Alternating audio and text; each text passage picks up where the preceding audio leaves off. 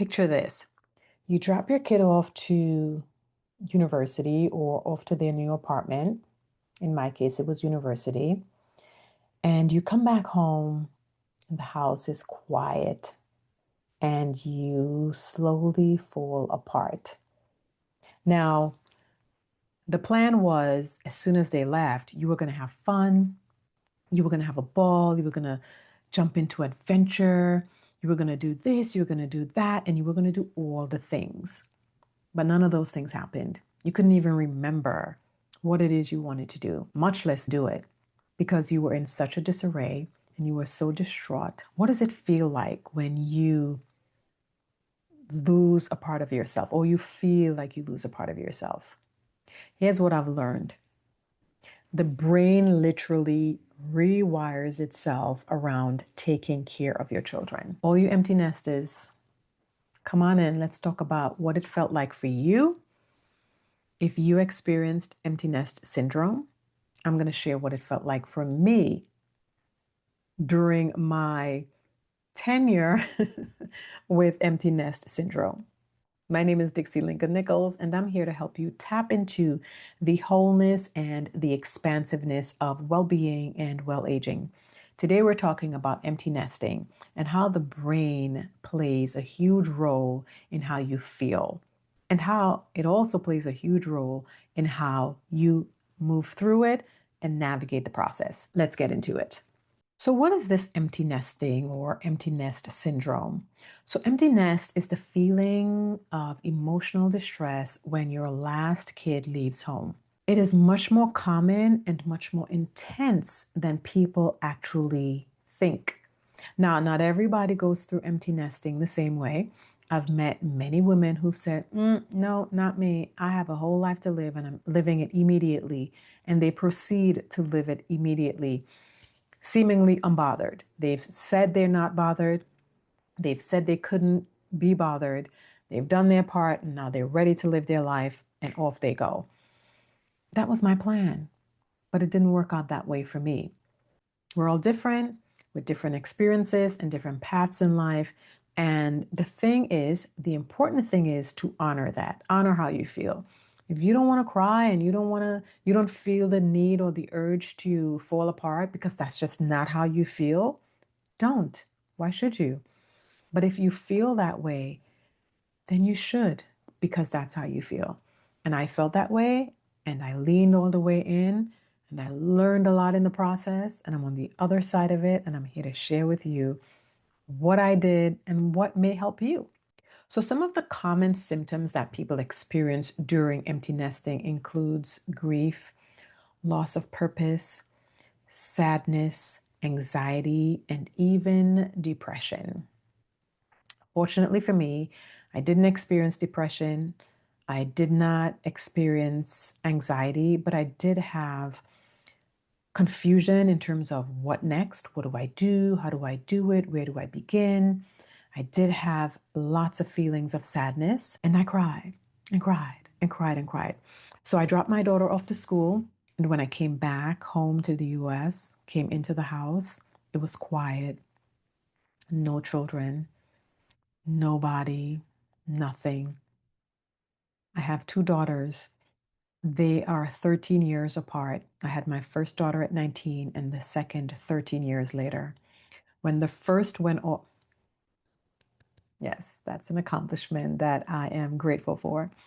When the first went off to university, we lived in New York City and she went to university in New York City. So she always felt close by, even though she didn't come home a lot. She wanted to live her life and we allowed her. But I also had the soft landing at home, which was the second one. So when I came back home, I didn't come home to an empty house. There was still liveliness and activity, and being 13 years apart, she was still young. So there was still a lot to do. And so there was that buffer. I was sad. I cried. I went through the stress, but it didn't feel as harrowing as when my youngest went off. It just didn't feel the same. And also, what I realized too was that there was compounded grief. I missed my second daughter, but I also missed my first daughter. So it seemed as though both of them just came crashing down on me, and I had to deal with it all. And it was tough. It was tough. So I mentioned earlier that the brain literally rewired itself around my kids. And that's how it is for everyone. If you have children and you have these routines, the brain rewires itself around those things that you're doing. There are neural pathways that creates memory around those things that you're doing. So when I came back home, there was no noise, there was no demands, there was no mommy do this, there was no mommy do that, there were no routines, there were no rituals, there was nothing. It was just quiet. And so the brain now had to reorganize itself because what it was used to processing, the pathway that it had created, was no longer there. And in its stead was just the grief and the sadness and the depression. So, with neuroplasticity, the brain has the ability to rewire and reorganize itself by forming new connections between neurons in response to learning, experiences, and trauma.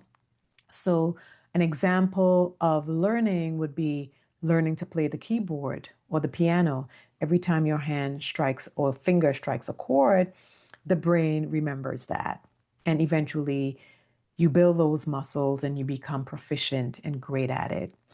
In terms of an experience, think of a car accident, which I've been in. The brain sort of holds on to that trauma, causing anxiety or PTSD. And every time you go out into traffic, your body or the brain kind of remembers what happens, causing that anxiety and that PTSD. So, years of parenting created deep neural pathways. And when the children leave, the house goes quiet. The pathways go quiet. And in its stead is the grief, the loss, the sense of loss, the sadness, the anxiety, and sometimes depression.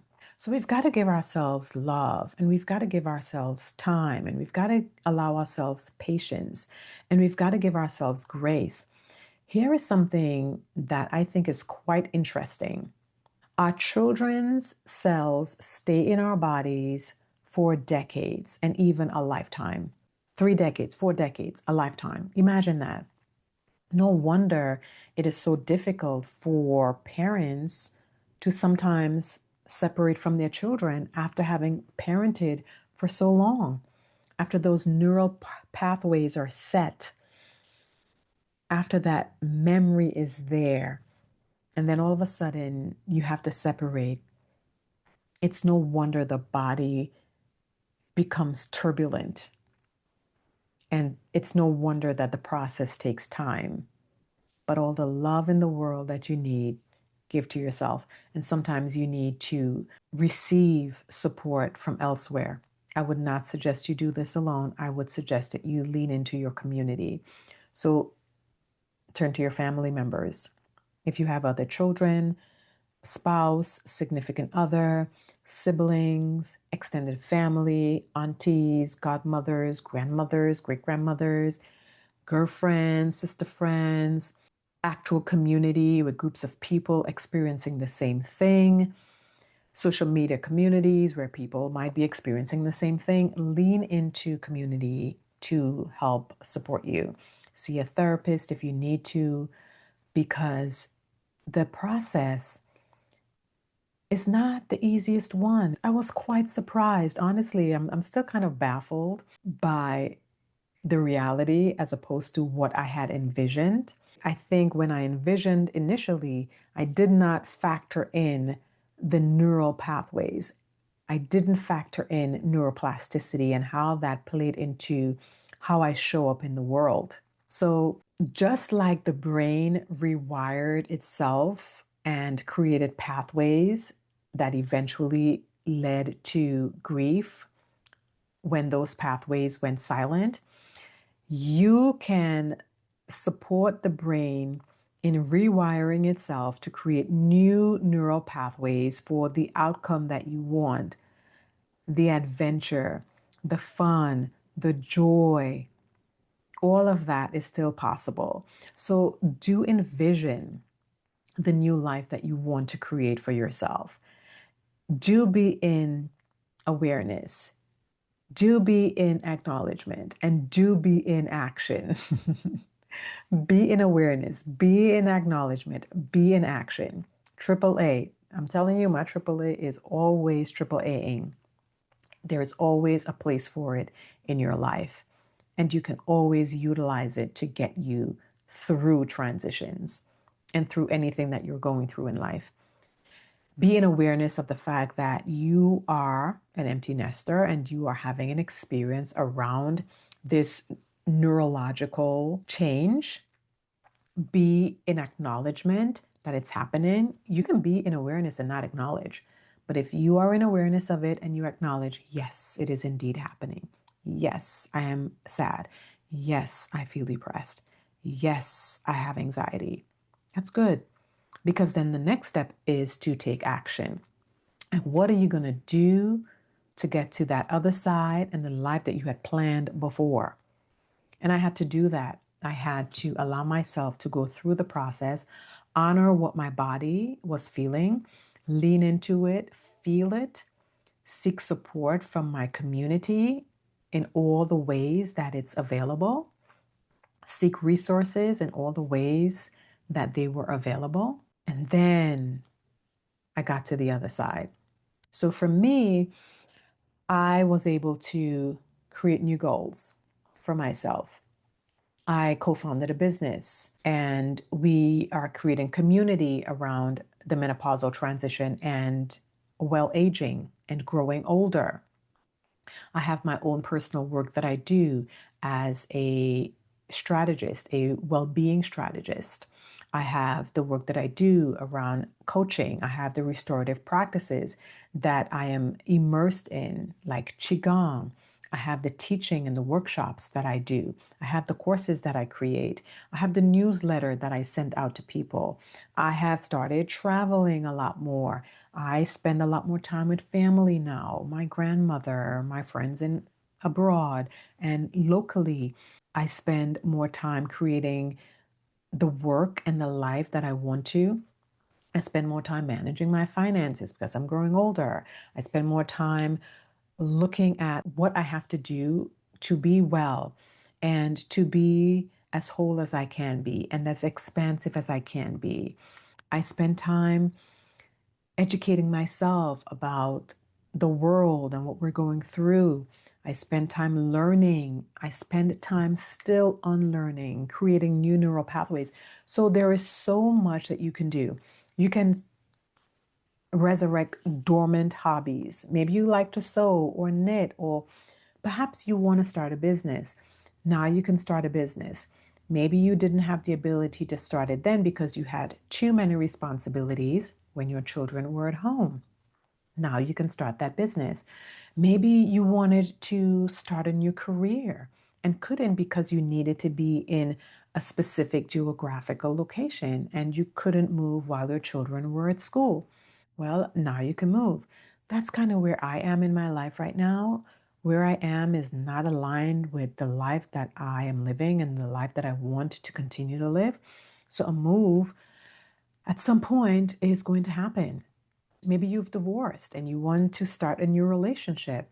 Now is the time to do that. Maybe you didn't want to start a relationship because you didn't want to bring somebody new into the household when your children were still at home, or you didn't want to start a new relationship because you didn't have the time to dedicate to it.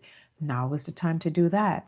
Maybe you're in a relationship that you don't want to be in. And so maybe now is the time to start thinking about, what is life going to look like if I end this relationship? There are so many things that you can do now that you couldn't or didn't want to do before. Now there is space that's opened up to be able to do these things, so many things. Maybe you want to go travel the world.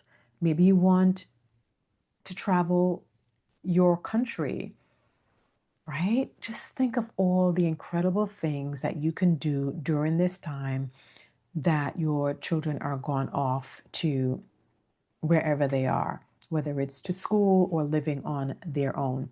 And these are the things that I am doing. Exactly what I'm telling you is what I'm doing. I think I am 95% there on the other side, and it feels wonderful. It feels fantastic. I'm diving into my closet and I'm pulling out all the colors. I love my sense of style, and I'm bringing more color into my wardrobe. I want to add more color to my walls. All the walls in my house are white, except for one wall that's yellow, and I've grown out of that yellow, but I want to make it look really good while I'm still here, even though I'm also planning on moving.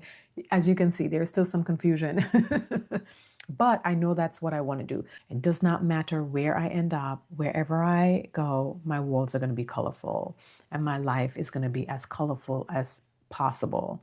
And I'm going to pour my heart into causes and purpose work that brings me joy and that has an impact that supports women, because I was raised by incredible women in a small community that has served me. Not a perfect community, but a beautiful community that helped shape some of who I am. And I'm doing the work and I'm taking the action so that I'm not stuck in what was, but I'm now present with what is, because I'm creating new neural pathways that's building those new muscles that the brain is going to adhere to and hold on to and operate from. So think about that for a second and think of how you are navigating this space if you are like me and had difficulties and it felt traumatizing and it felt incredibly sad and all the things. But now you are ready to move forward in the direction that you had envisioned for yourself or imagined for yourself. So here's what I want you to take from all of this. Remember, empty nesting is not the end of your life. As a matter of fact, it is the beginning of a brand new way of existing that you get to create for yourself. 2, you are whole. You are enough. This is not your fault. You are not to be blamed. You are not weak. This is neurological. Your brain is rewiring itself around a new way of existing. And 3, I love for you to drop your comments in the section telling me what is one thing you want to rediscover about yourself. And of course, don't forget to like and subscribe and even suggest some topics you'd like me to talk about as it pertains to menopause, well aging, and well being. I'd love to dive into some of the things that are top of mind for you as I share a lot of my lifestyle and my journey. I'd love to hear what you are working on, struggling with, or some of the things that are going on in your life as you navigate this midlife stage. I'll see you on the next video. Bye.